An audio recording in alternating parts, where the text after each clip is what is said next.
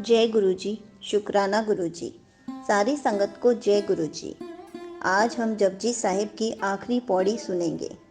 संगत जी, जपजी साहिब की यात्रा जो इतने महीनों से चल रही थी, उसकी आज समाप्ति है। जपजी साहिब का आखिरी श्लोक जपजी साहिब की कृपा से समझेंगे। संगत जी, इस पूरी कथा में हमने मिलजुल कर बहुत कुछ जाना, समझा, और जितना समझा ऐसे लगता है अभी और बाकी है, अभी और गहराई में उतरना बाकी है। पवन गुरु पाणी पिता माता धरत महत। गुरबानी में जब गुरु सृष्टि रचना की बात करते हैं तो सबसे पहले फरमाते हैं कि अकाल पुरख ने पवन को पैदा किया, पवन से फिर जल बना और फिर जल से फिर पैदावार हुई। आज भी हवा हर जीव के लिए सबसे ज़रूरी है। सबसे ज़रूरी तत्व हवा के बिना मनुष्य कुछ पल ही बिता सकता है। पर अफसोस, इतना सब कुछ जानने के बाद भी इंसान हवा को खराब करता चला जा रहा है, प्रदूषित करता चला जा रहा है।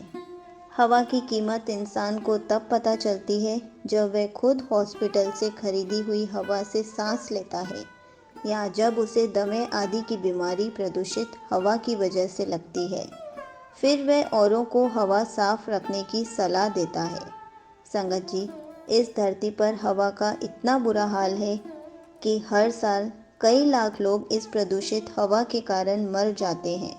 इसलिए गुरु साहिब जी इस जगत की शुरुआत का जो पहला तत्व मानते हैं वे पवन, जिसे साफ रखना बहुत ज़रूरी है। इसके बिना इंसान कुछ ही पल जी सकता है।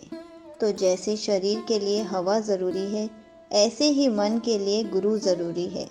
जब मन गुरु से दूर रहता है तो मन खुद को प्रदूषित कर लेता है, पर जब मन गुरु से जुड़ा रहता है तो जिंदा रहता है, तंदुरुस्त रहता है।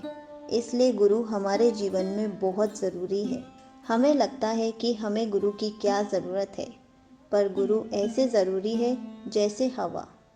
ये बात भी हमें तब समझ में आती है जब मन थक जाता है, जब सब साथ छोड़ जाते हैं, जब मन चारों ओर से मरा होता है, तब ये बात समझ में आती है। यदि हम आज ही ये बात समझकर गुरु से जुड़ जाएं कि गुरु शुद्ध, गुरु ग्रंथ साहिब जी के बिना मेरी मौत है, तो मेरा आज और कल बहुत सुंदर बन सकता है। गुरु साहिब जी इस पंक्ति में फरमाते हैं कि जैसे हवा शरीर के लिए ज़रूरी है, वैसे गुरु मनों के लिए ज़रूरी है, और पानी होगा तभी जीवन होगा।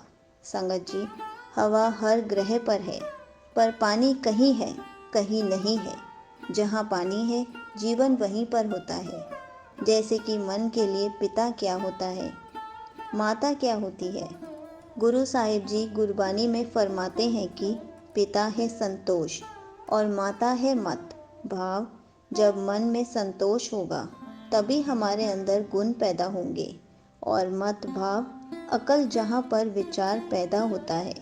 वह मत जब गुरु से जुड़ती है तो इसमें से अच्छे विचार पैदा होते हैं, नहीं तो इधर उधर से इकट्ठे किए हुए विचार केवल दुख देते हैं। जैसे पानी जीवन को पैदा करता है, वैसे संतोष पिता है मन के लिए, जो मन को भटकने नहीं देता।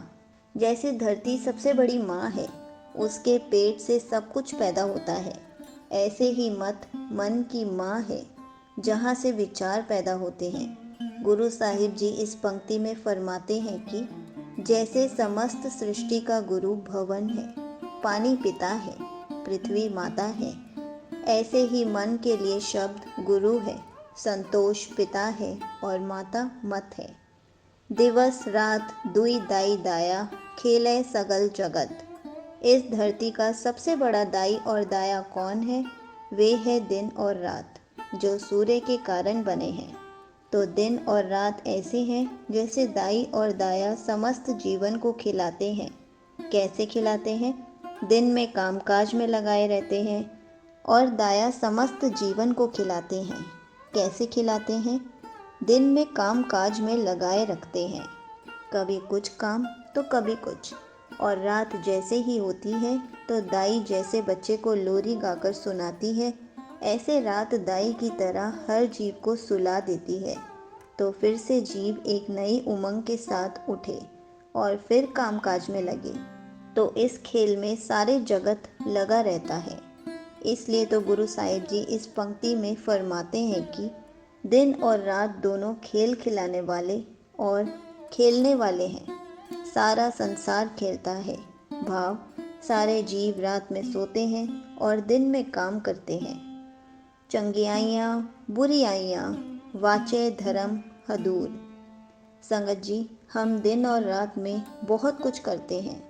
कुछ ऐसा काम जो लोगों को पता है और कुछ काम ऐसे जो केवल हमें पता है। गुरु साहिब जी फरमाते हैं कि जैसे भी कर्म करो, अच्छा हो या बुरा हो, बुरा करेंगे तो बुराई अंदर ही रहेगी, कहीं जाएगी तो नहीं। चेहरे से बुराई ढक सकते हैं, लेकिन जो हमारे अंदर रब है, जो उसका धर्म है, उसे कैसे ढक सकोगे। ऐसे ही अच्छाई भी हमारे अंदर ही रहती है। हर काम का फल हमारे अंदर ही रहता है। और गुरु साहिब जी इस पंक्ति में फरमाते हैं कि जो जो अच्छा चंगियाई या बुराई हम करते हैं वे हमारे अंदर है, और उस किए हुए कर्म का असर मन पर, शरीर पर पड़ता है।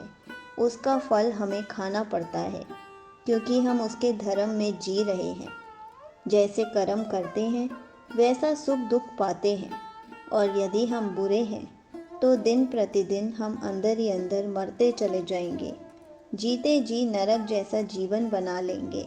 और यदि अच्छाई की ओर चल रहे हैं तो हर स्थान ही स्वर्ग है।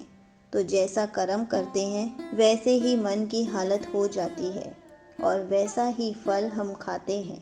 कर्मी आपो आपनी के नेड़े के दूर। भाव, अच्छे या बुरे किए हुए कर्म के फल स्वरूप ही जीव परमात्मा के करीब अथवा दूर होता है। संगत जी, अकाल पुरख परमात्मा हमारे अंदर है, पास है, हर जगह है, हर एक पल के लिए भी किसी से दूर नहीं हुआ। यदि कोई दूर हुआ है तो वह हम हैं।